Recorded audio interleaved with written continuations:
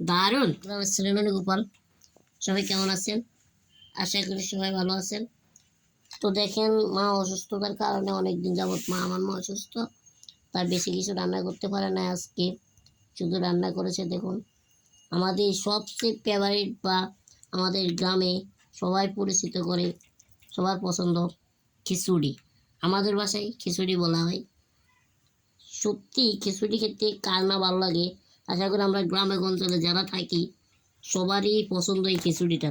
তো কত আজকে দেখেন খিচুড়ি কালারটা তেমন কীরকম হয়েছে আপনারা কমেন্টে বলবেন। এখন আমি খেয়ে দেখতে চাই আসলে কেমন হয়েছে খিচুড়িটা।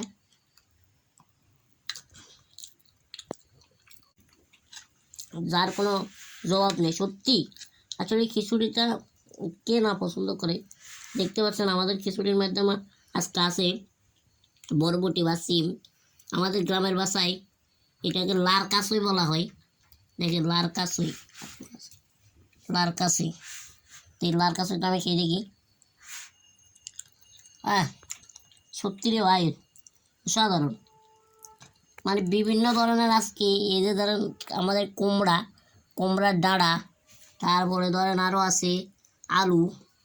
আলু এই যে দেখেন আলু, মানে আলু বিভিন্ন ধরনের ডাউল তাহলে আলু বিভিন্ন পাঁচ স্পেশালি সবজি দিয়ে এই খিচুড়িটা তৈরি করে। অনেকে হয়তো সামনে বৈশাখ মাস আসতে আছে, বৈশাখ মাস আসতে আছে, সবাই খাবে খিচুড়ি দিয়ে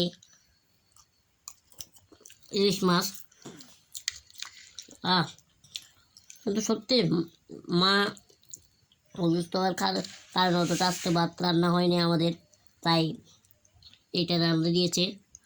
তো ঠিক আছে, সবাই ভালো থাকবেন, সুস্থ থাকবেন।